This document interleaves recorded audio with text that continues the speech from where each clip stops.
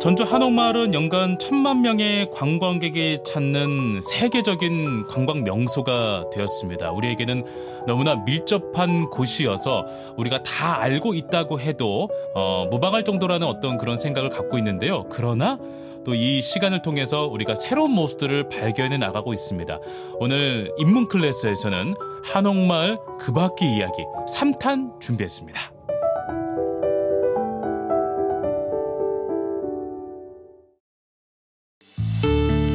인문 클래스 5명의 석학들과 함께하는 인문학 지식축제 역사 콘텐츠의 대가 전주대학교 역사문화 콘텐츠학과 홍성덕 교수님과 함께하겠습니다. 안녕하세요, 교수님. 네, 안녕하십니까, 홍성덕입니다. 네, 저는 한옥마을 하면은 한 주차에 다 끝날 줄 알았는데 우리 벌써 3주차로 넘어왔습니다. 죄송스럽습니다. 네. 좀 압축해서 설명해야 되는데. 아니요, 너무 즐거운 시간이었고요. 3번 해도 모자르면 어떡할까 걱정이 앞섭니다. 예, 열심히 해보도록 하겠습니다. 네, 알겠습니다.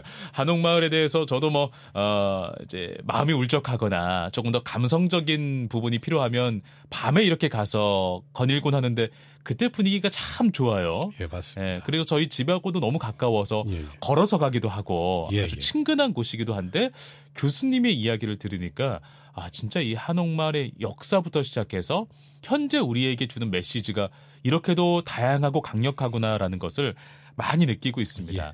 오늘은 첫 번째 시간과 두 번째 시간 때 하지 못했던 이야기들을 총집합해서 한번 시간을 이야기를 나눠보는 시간을 가져보면 어떨까 싶습니다.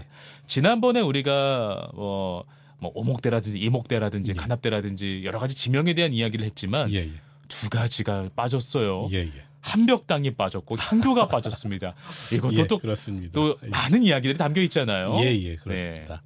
저희가 한벽당은 전주 사람들 하면 다 아는 공간이죠. 네. 저 어릴 때는 그 한벽당 밑에 물놀이를 갔던 기억이 있는데 제가 어릴 때 기린봉 밑에 살아서 기린봉에서 거기까지 이제 철길 넘어서 이렇게 가는데 저 어렸을 때는 한별당 그랬어요. 한별당 이렇게 이야기했는데 많은 사람들이 이제 설명을 하다 보면 전주 사람들 중에 한벽당이 맞아요? 한벽로가 맞아요? 라고 묻는 사람이 있습니다. 저도 그럴 것 같아요.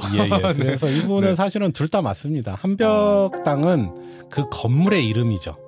건물의 이름이 한벽이라는 이름을 가진 당, 집. 이라는 뜻이고 한벽루는 뭐냐? 한벽이라는 이름을 가진 누각이라는 뜻이 되는 겁니다.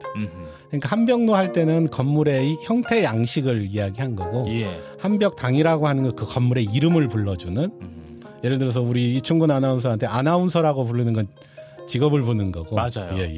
이충근이라고 하는 건 이름을 부르는 것처럼 이런 부분들로 이해하면 되는 건데 이 한벽당은 많은 사람들이 이제 전주 최씨의 월당 최담이라고 하는 분이 조선 초기에 만들었다. 1404년에 만들었다라고 하지만 사실은 연도는 정확치가 않습니다. 구체적인 기록에는 월당 최담이 낙향에서 만들었다라는 정도지 몇 년에 지었다라고 하는 것은 한벽당 중수기에도 나오지는 않습니다. 그래서 그 부분은 정확하지는 않은 거고요. 지난 시간에도 아마 했던 것 같은데 예전에 그 한벽청연이라고 하는 전주 8경의 1경에 해당되는 곳이 한벽당이기도 하죠.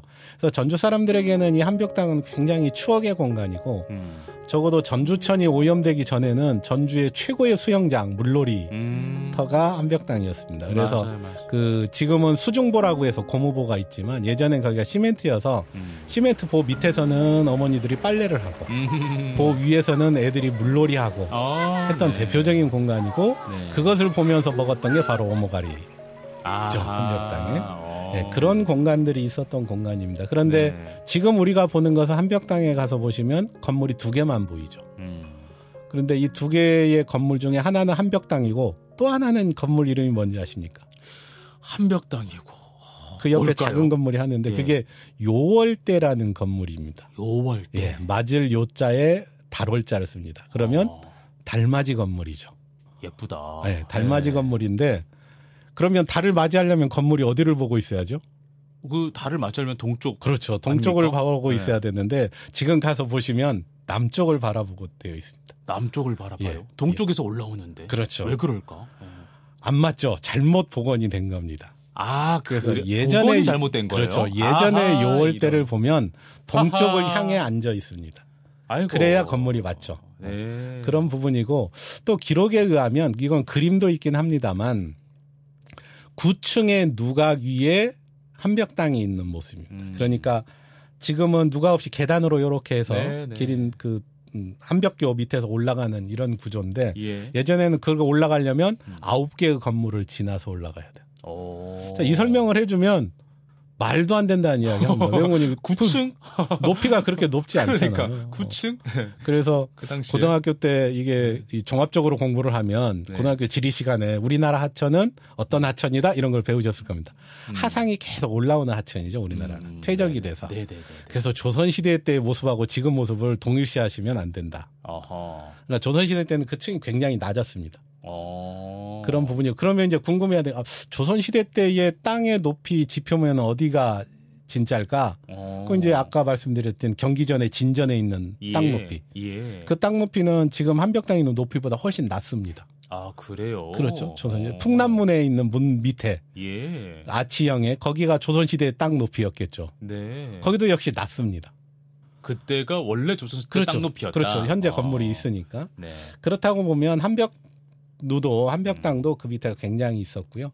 작지만 누층의 건물 아마 그게 남아 있었으면 최고로 멋있었던 건물일 겁니다. 아쉽다. 그럼 이 한벽당은 뭐 하는 곳이었을까 이런 부분이 있을 것 같은데요. 한벽당은 누각이기 때문에 뭐 시인 풍류들이 모여서 그다음에 전라 감사가 연회를 베풀기도 유명한 뭐 시들도 남아 있습니다. 그런 곳으로 우리는 많이 알고 있어요. 그렇습니다. 그래서 사실은 한벽루는 그런 공간입니다. 중요한 공간은 양반들이 시 모임을 하는 이런 이제 순기능의 역할들도 보면 놀기만 하는 그런 공간은 아니었죠. 알겠습니다. 향교는 그러면 또 어떤 이야기가 담겨 있을까요? 향교는 뭐 많은 분들이 하시지만 조선시대 교육기관이잖아요. 맞습니다. 교육기관이고 사실은 향교와 관련해서는 전주는 전통적으로 전해오는 이야기들이 몇 개가 있는데 원래는 향교가 기본적으로는 원래 위치인 건 그러니까 전주 성에 있었는데 시끄럽다고 글 읽는 소리가 너무 시끄러운데 시끄럽다는 이야기는 바로 진전 때문입니다. 태조 어진이 모셔져 있는데 옆에서 글 읽는 소리가 시끄럽다 해서 사실은 저 신흥학교 뒤로 옮기게 됩니다. 지금은 옆에 학교 있는데. 그래서 그 부분이 이제 임진왜란이의 도시 계획 정책에 맞지 않다. 예전에는 좌묘우사라고 그래서 우측에는 사직단을 두고 왼쪽에는 문묘를 둔다라고 하는 도시계획의 원칙 때문에 다시 임진왜란 이후에 현재의 자리로 옮겨오게 되는 거죠. 그렇군요. 그래서 무엇보다도 뭐 여러 가지 기능이 있습니다만은 향교가 뭐 조선시대 이야기는 다들 뭐 교육기관으로서 이상은 알 테고 일제시대 이후에 향교는 어땠을까 이 부분을 좀 설명을 좀 드리고 있습니다. 일제시대 향교 좀 쇠락의 길을 걷지 않았을까요? 쇠락의 길을 걷는데 일본인들의 입장에서는 이 향교를 또 무시할 수 없는 공간이기도 합니다. 좀 걸출한 인물들이 나오니까. 그렇죠. 일단 전통적으로 조선시대 때는 지역의 양반들의 모임 장소였기 때문에 그래서 이걸 왜곡시킵니다. 그래서 1920년대에 이제 향교를 통제하기 시작을 하면서 친일 인사들을 향교위원회로 앉히게 됩니다. 그래서 저희들이 이제 중일전쟁 당시에 황민화 정책들이 이루어질 때 그런 황민화 교육을 선전하는 공간으로 향교가 많이 이용됩니다. 그래서 한옥마을에 있었던 삼재 중에 고재 이병헌 선생님은 향교 출입을 아예 안 해버립니다. 향교가 그렇게 변질되기 때문에 향교는 가지 않고 그리고 해방되고 난 이후에 그 향교가 활성화되어져가는 이런 과정을 거치게 되죠. 일제시대 초기에 일제강점기 들어가기 전에 간제 전우 선생님이 향교에서 강회를 엽니다.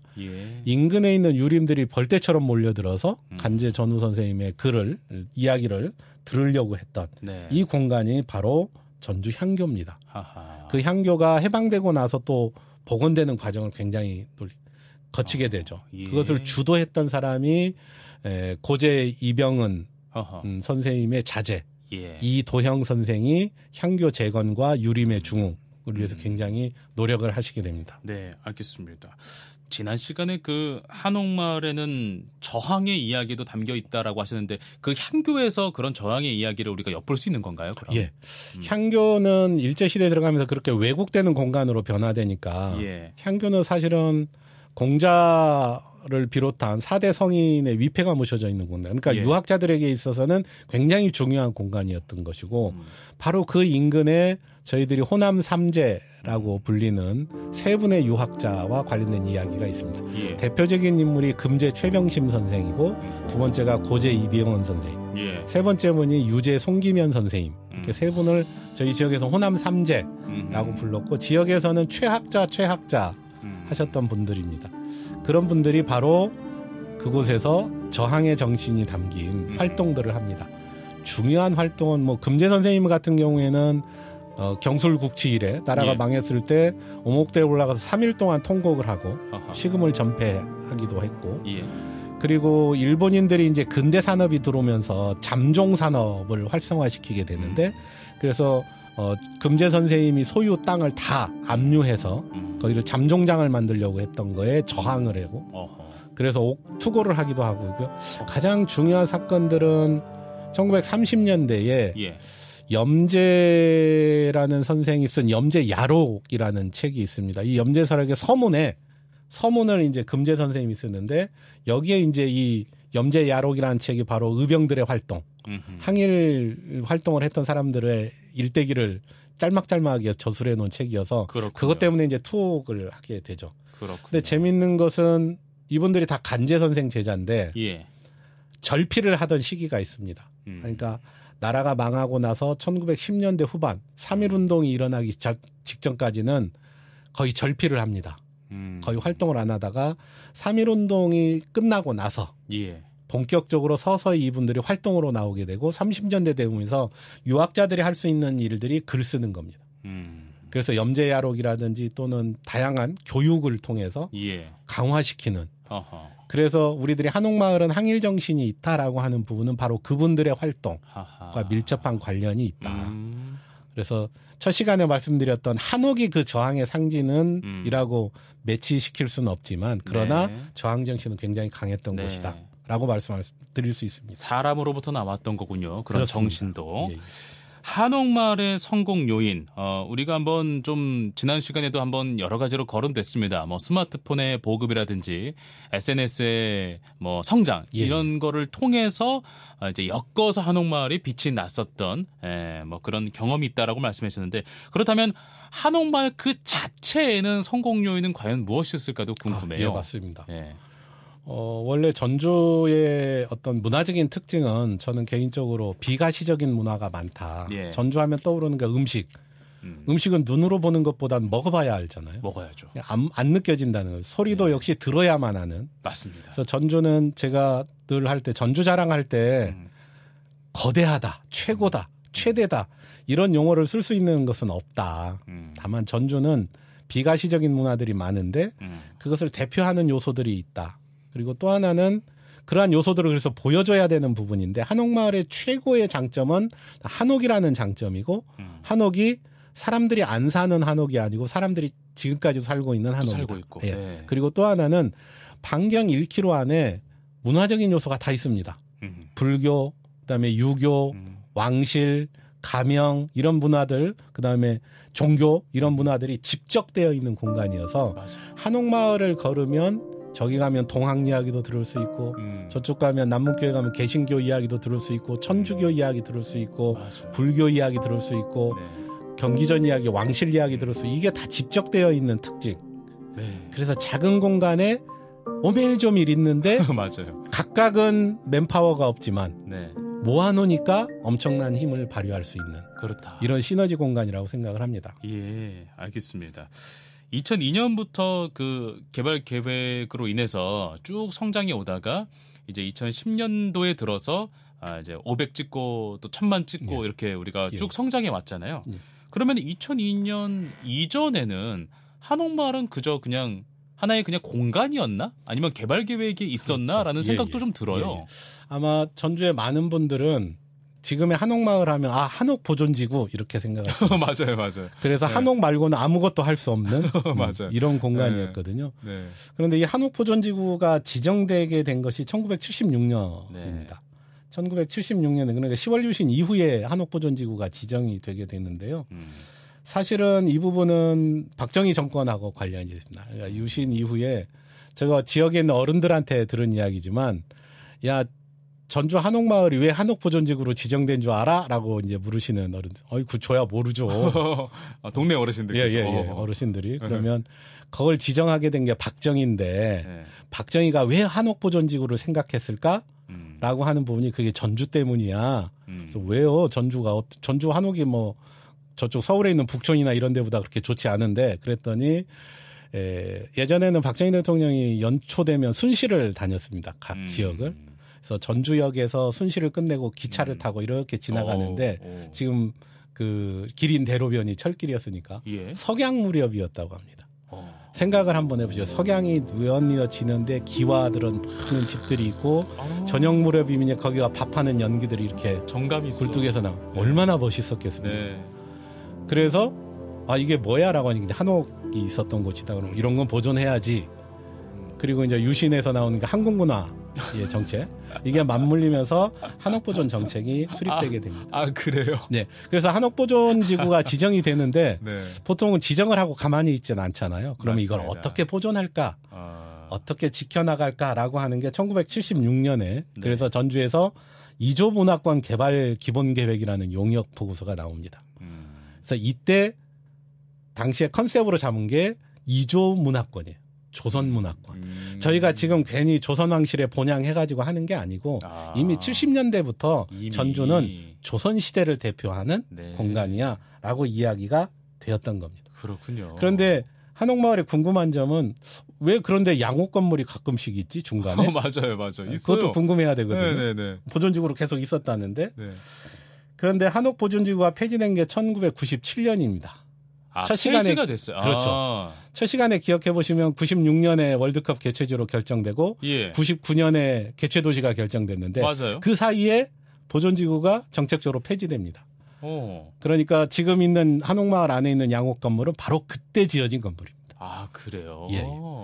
그래서 그 이후에 바로 98년도에 그러니까 저는 여기서 어떤 자치단체장의 리더십이 굉장히 중요하다고 보는데 그때 당시 98년도에 조선문화의 거리 조성계획을 시에서 발표하고 한옥보존지구로 묶여있던 것을 다시 묶어버립니다. 개발계획이 나올 때까지는 짓지 마. 그래요. 그래서 우후죽순 안 나왔던 거군요. 들어서려고 했던 것이 중지된 겁니다. 그리고 그게 이제 99년도에 전통문화 특구 기본계획으로 바뀌어지면서 이제 월드컵으로 연결되는. 그렇군요. 그런 자치단체장의 노력과 지역의 비전 또는 이 부분이 있었다. 만약에 98년도에 묶어놓지 않았으면 한옥마을은 지금 모습 없었을 겁니다. 사라질 수도 있었겠네요. 그렇죠. 한 20년 넘게 오랫동안 건물이 이 수리를 못하다 보니 굉장히 낡고 불편하고 이런 건물들이었거든요. 그런데 그것을 어쨌든 98년도에 묶고 개발계획 세우고 월드컵 맞이해서 개발하고 하면서 한옥이 전주를 대표하는 효자가 돼버린 겁니다. 그렇군요. 생각만 해도 아찔합니다. 한옥마을 이제 1000만 관광객이 됐습니다. 쭉 이어져 오고 있는데요. 그 이후의 노력도 분명히 있었을 것 같습니다. 이제 1000만까지는 갔으니까 이제 한 단계 목표는 수립을 한 거잖아요. 그 그렇습니다. 이후에 또 어떤 노력들이 있었을까요? 그 한옥마을 2002년도에 일단 구성은 했는데 그래서 한옥생활 체험관도 만들고 여러 가지를 만들었는데 관광객을 유입해야 되잖아요. 자, 월드컵 효과는 있는데 그 이후가 문제다. 맞아요. 그래서 전주시에서 노력했던 것은 저는 거버넌스의 상징이라고 봅니다. 한옥마을이 1000만을 찍게 되는 데는. 그래서 민관협의체를 만들어가지고 개발 당시 때부터 중간 과정을 전문가들이 굉장히 많이 노력했습니다. 그러면서 한옥마을이 어떤 방향으로 가야 되는지에 대해서 지속적으로 노력을 했던 부분들이 있었고요. 그래서 1000만 명의 달성은 바로 그러한 보이지 않는 노력과 어떤 시의적인 SNS라든지 또는 종편이라든지 이런 시의적인 것이 맞물리면서 폭발적으로 성공을 했죠. 전주 한옥마을이 뜨니까 여기저기 한옥마을이 만들어집니다. 맞아요. 공주에도 있고 전남에도 있고. 그런데 그중에 성공한 마을들은 없습니다. 그래서 이분들은 현상만 보고 내부를 보지 않는 거죠. 그 내부에서는 그렇죠. 굉장히 많은 노력들을 시민들이나 또는 전문가들이 해왔던 노력은 안 보고 한옥이 많으면 장사 되겠네? 그래서 우리도 한옥마을 만들 거야. 그런데 그게 성공하기는 쉽지 않은 겁니다. 그렇습니다. 그래서 전주 한옥마을이 참 대표적인 성공의 어떤 요인들인 거죠. 그거 보면 참 한 그 지역이 많은 사람으로부터 사랑을 받으려면 정말 그 근저에는 치밀한 노력과 정말 체계적인 전략이 있었다라는 것을 엿볼 수가 있는 거예요. 한옥마을에 전책 방영할 때 저도 그렇습니다만은 팸 투어를 굉장히 많이 했습니다. 전문가 집단들, 빅마우스들을 이렇게 이제 초청을 해서 했는데 그때 전주 지역에 있는 전문가들이 굉장히 수고하셨죠. 해설하고 그리고 세상에 공짜는 없다 해서 전문가들에게 의견 듣고 어떤 방향으로 가는지 이것을 굉장히 오랫동안 진행을 해왔었습니다. 그랬구나. 그래서 우리들이 흔히 아는 가장 한국적인 도시 전주 이 브랜드를 그래서 만들어낸 거고요. 그런 효과가 축적되었기 때문에 맞아요. 마침 거기에 SNS나 주변 환경이 맞물리면서 성공했던 거죠. 맞아요. 네, 참 인생도 그러한 것 같습니다. 준비가 된 자에게 기회가 온다라고. 네. 한옥마을이 그러나 최근엔 위기라고들 합니다. 우리 교수님은 이것을 동의하십니까? 아니면은 뭐 위기는 좀 어떤 것에서 좀 출발했다고 생각하십니까? 저는 코로나가 시작되기 직전부터 한옥마을의 위기를 이야기하곤 했었습니다. 아, 그래요? 예. 그 위기는 임대라고 써붙여진 한옥들을 보면서 아, 이건 심각하다. 하하. 저희가 집이 잘 나가면 임대라는 현수막을 붙일 필요가 없죠. 없죠. 그 이야기는 임대라는 현수막이 붙기 시작했다는 것은 집이 안 나가기 시작한다는. 비었는데 새로운 운영자가 안 나온다라는. 그러네요. 그 부분이 사실은 시작된 게 향교 앞길부터 시작되었습니다. 18년도부터. 그래서 이 부분이 서서히 진행이 돼서 태조로의 임대가 붙기 시작한 때까지가 채 3년이 걸리지 않았습니다. 그래요. 근데 20년도부터 코로나가 왔잖아요. 맞아요. 코로나가 오면서 더 힘들어지게 된 거고 일시에 임대가 확 늘었던 적이 있습니다. 하하. 그런데 코로나가 또 불러다 준 게 한옥마을은 상대적으로 외국을 못 나가니 국내 여행지.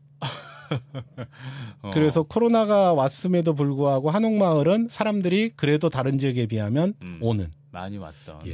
그런데 여전히 그 부분 저는 좀 위험 요소들이 있다라고 생각을 하는 겁니다. 그렇습니다. 우리가 이렇게 잘 가꾸고 잘 키워놨던 명소를 쭉 이어나가고 앞으로도 많은 사람들에게 의미 있고 또 사랑받는 공간으로 남게 하는 것도 우리 역할이라고 생각하는데요. 그렇다면 우리 교수님께서는 이 한옥마을의 위기를 타개할 수 있는 전략 또는 어떤 방법 이런 것들은 어떻게 보고 계세요? 저는 한옥마을의 성공 요인하고도 초창기 요인하고도 연결된다고 봅니다. 많은 사람들 중에 그러니까 개발되기 이전에 저도 요즘 한옥마을 나가는 걸 좀 꺼려합니다. 제가 생각했던 한옥마을의 이미지하고 많이 달라서. 그렇군요. 초기에 한옥마을 오셨던 분들은 그런 이야기를 합니다. 2번 오고 싶지는 않다. 이런 거니 과거에 느꼈던 그런 맛은 이제 다 사라진. 그게 한옥마을이 가지고 있는 정체성의 부분. 한옥마을이 가지고 있는 정체성은 상업지역이 아닙니다. 그러니까 고즈넉하게 조용히 골목길 산책하고 중간중간에 앉아있는. 그러니까 완전히 현대적인 어떤 경제적으로 상업화된 카페라든지 음식점 이런 게 아니고 소규모 조용한. 가다가도 동네에 식당 같은 작은 식당이어야지 대규모의 프랜차이즈와 대규모화된 이런 상업시설이 아니어야 된다. 정체성이 사라져간다는 부분이죠. 한옥마을은 여타 다른 지역에서 꾸며놓는 관광지하고 똑같이 변해가는구나. 이게 가장 위험 요소라고 보고요.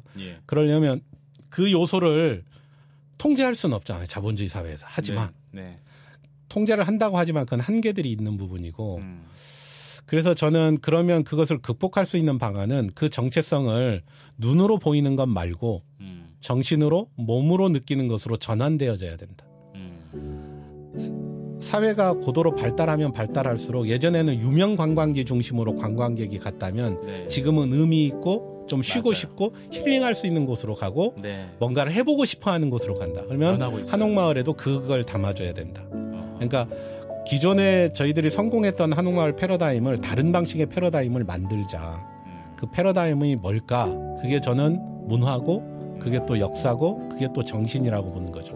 그러니까 작지만 그런 운동들이 벌어져야 되고 잘 해왔던 것처럼 개발의 주체나 방향성의 주체는 토착민들. 저는 무엇보다도 외부 관광객보다 전주 사람들이 한옥마을을 많이 가게 만들어줘야 돼요.